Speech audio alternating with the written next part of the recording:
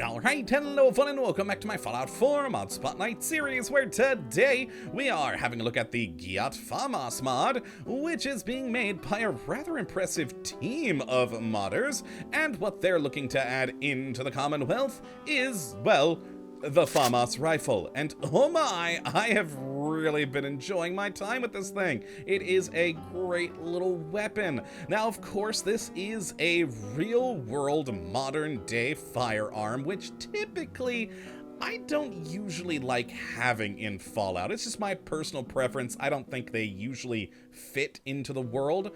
But if you've watched my series for a while, you know I'm a sucker for a bullpup, and the Famas is one of my favorite. I just love the look of the thing, and thus, here we are. So let's go take a look at what we do get with this lovely piece of work and have a gander at the standard GIAT FAMAS Rifle, which will deal 20 base damage with a 5.56 round, with a firing rate of 159, range of 131, accuracy of 71, and a weight of 9. And all in all, as you can see here, it is a gorgeous looking weapon. I really do love the modeling of this thing and the texturing of it, though the texturing is one of the reasons I don't normally like having modern firearms in the game. It looks too clean. We're in a post-apocalyptic Commonwealth here, dirty it up a little. But even without that, it looks great. Now, I'm using the 4K texture download for this. There is also a 2K texture variant available if you so desire. And either way you go, it's going to be a pretty good looking weapon here with a lot of modifications. So you can really make this thing what you're wanting it to be. It's quite the impressive list of categories, and I love it for that. Always good to have a lot of options. Now, as for how you get one of these lovely things, it can be either complicated-ish or simple-ish. Now, either way you go, once you do install the mod, you're going to get a little pop-up on screen with 3 options of how to get started. The first being a quest to go out in the world and find the Famas Rifle once you've reached level 25. Now, that quest is going to be the C'est un Famas, une arme de guerre mission, which will take you over by Saugus Ironworks, where you will find the weapon in question in a crate in the back of the trailer on the highway. Now, the other 2 options are either normal or cheat. For normal, it'll skip the quest, but you'll get the gun added to the leveled loot list, as well as crafting and some other options. The cheat is the same thing, but you also get a version of the gun in your inventory automatically without doing the quest. Now, whichever one of those 3 you choose, you're then going to get some more UI elements coming up on the screen, and the first one's going to be asking you about the leveled loot integration. And the options there are going to be, do you want full integration? So traders, you'll start seeing it at level 5, and on enemies, starting at level 25. Or do you just want it on traders at level 5, or no level loot list integration whatsoever? And then after that, you're going to get a little pop-up wondering if you want legendary spawns starting at level 30, which is cool. And finally, we get if you want it to be craftable at a chemistry station. So yes, once you do choose that, if you do go the chemistry station option there, you'll be able to also find it in any chemistry station in the world in the weapons Famas category, where you can build it for just a few gears, plastic, rubber, springs, and steel. And of course, rank 4 in gun nut. Now you're going to notice something over here though with the damage. It's 10 more than I said a moment ago. And that's because this seems to be a little bit glitched as of this moment at the time of recording. If you build this gun, the stats here are for if it has a semi-automatic receiver, which we'll take a look at in a moment with the different modifications. But, in fact, when you build this, you get one with an automatic receiver. Every gun that is up here on the tables, I built at the chemistry station, and each one of them comes with an automatic rather than a semi-automatic receiver. And because of that, that's what I consider to be the actual real standard, rather than what is referred to in the weapon workbench here as the standard receiver. Now, I'm actually going to grab my ones that I made myself earlier because they do have some rails, and Well, you guys know the weirdness with Fallout. If you don't have the one with rails selected, it sometimes doesn't show you the option in question. Is this the one I was wanting? Yes, this is the one I was wanting with 2 different Picatinny rails. Now let's go look at the modifications we do have here. And start at the top with receivers, where we have that standard receiver there, which will do the semi-automatic fire. Now, we also have a receiver with a different aesthetic, being the Felon receiver with a built-in Picatinny rail on the top. Then, of course, we go to light frame, Felon,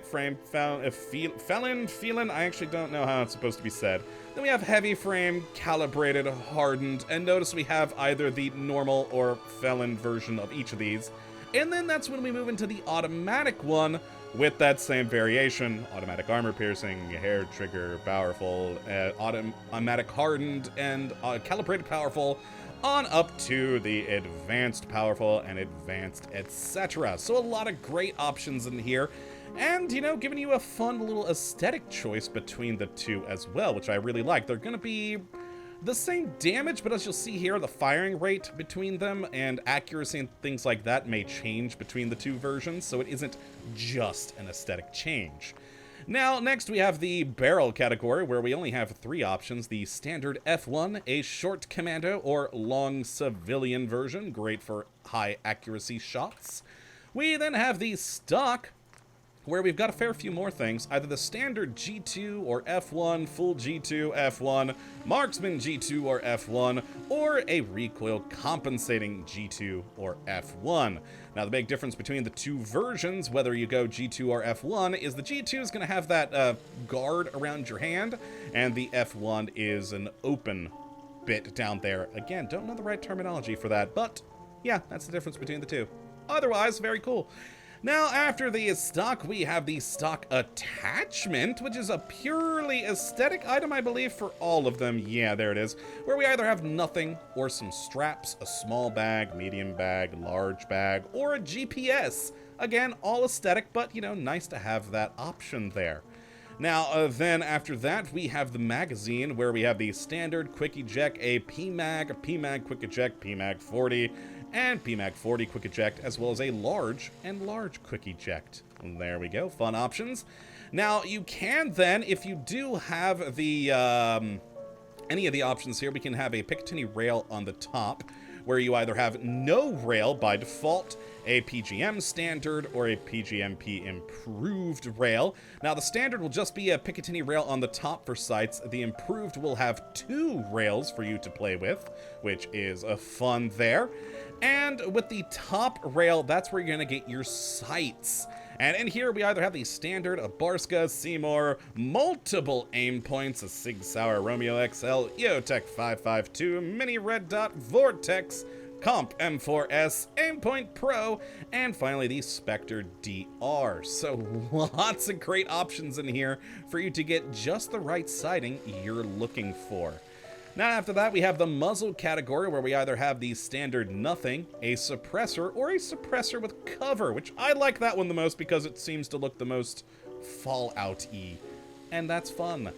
Now, then after the muzzle, we have the extra rail that we were able to put on with the extended Picatinny there, where we can add on a laser sight for it, where we either have the laser sight or nothing. And for the laser sight, we then have another category where you can have the laser on, have it off, but still have a dot, or completely off entirely, so it's just an extra little bit on the end. And then after that, we've got the bipod, where you can have nothing, a curved felon, or a straight F1 bipod for the weapon. And then the next category is the material, where we either have a standard or tan color. The tan is very good looking. I really do enjoy that look. It's quite awesome. And then we have finally the damage modifier. Now, this, you guys know my usual opinion on this. I don't usually like damage modifiers when they have no requirement, because it just feels like a cheaty way to get more damage. And I kind of feel like that on this, but hey, if you want to use it, go ahead. It's your game. That's the fun of modding. But yes, you can go from 0% all the way up to 99% additional damage. Now, on the sights bit, or the Picatinny rail, rather, for the other style of weapon with the felon one, you can see that the rail is actually on the front there for the laser rather than on the side. But overall, still very cool design to have. So let's go look at this thing in action and take some shots. Let's go back to the standard version here. And let's do some firing. Now, as you can see here, just the standard iron sights are fairly useful. You got that little triangle at the end. It can be a bit hard to see with certain, you know, backdrops there, but that's the same with any sight, really. And yeah, let's fire.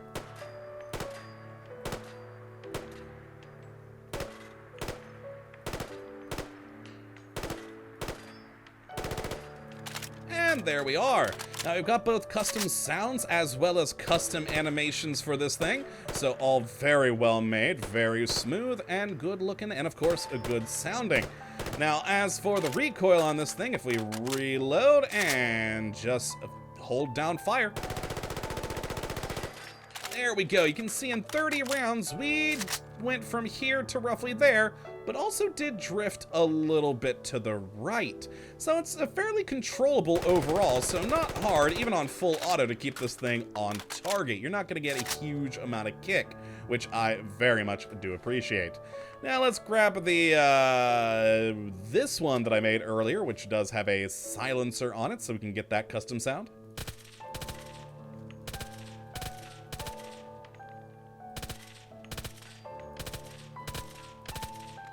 There we go. And you'll actually notice on this one, if I hold down fire, it's actually a 3-shot burst rather than a single-shot semi-auto, which is quite interesting for this, I believe that's the powerful calibrated receiver on this. Oh no, just the advanced felon. There it is, there it is. But yeah, so a nice 3-shot burst, which with the scope aiming down sight can actually still put the 3 rounds very nicely on target. A very good grouping on them. But of course, hit fire, it's going to spread them out quite a bit. And with it, still that very easily controllable kick. Even with just continuously shooting the down sights on this, you can empty all 30 rounds with barely any compensation. Now, of course, go to my recoil compensated one here, which I have the extended magazine and, of course, full auto, so we can do this. Yes, beautiful. 40 rounds downrange, and again, even with this particular receiver, very nice and controllable. And, of course, with the nice sight there for even a better control and aiming. Very fun indeed. But that, well, that's the gun. So let's do our usual shooting up of an enemy, and we'll head into here today, because I still haven't figured out who I want to permanently drop down into the pins over there to replace Randy and Will. So last time we did a synth. Today, we're gonna do a raider. So let's pop in this one here, and hi, sir. You're actually not angry at me. Huh. Well, I'm gonna feel bad about this, but bye-bye! There we go, he died real easy. You know what, let's add like 6 of them in here. There we go. If I shoot one, hopefully they'll all be mad. They also don't have guns. I really should have looked better at what that code was gonna be. Nope, still only him angry. Okay, yeah, alright. I gotta rethink the raider thing next time. At least find one who's gonna try and shoot me. I feel a little bit bad about the slaughter, but as you can see, they die real quick with this gun. Now, even with the best modifications I was able to put on here, I was only able to get the damage of this gun up to 81, and that's including using the plus 99% modifier. Now, that of course is without using any perks, so with various perks you will be able to get that up to higher, but it's never going to be the most damaging thing ever, but it's a good-looking gun, it does decent enough damage, and is bullpup, and that alone makes it worth it to me. So if you would like to check out this mod for yourself, which I would certainly recommend you go and do, you can have a look at the link in the description, as per usual. But that, my friends, is going to be it for today. Hope you all have enjoyed, and you do come back for the next. But until that time, thank you for watching, and as always, have a good one.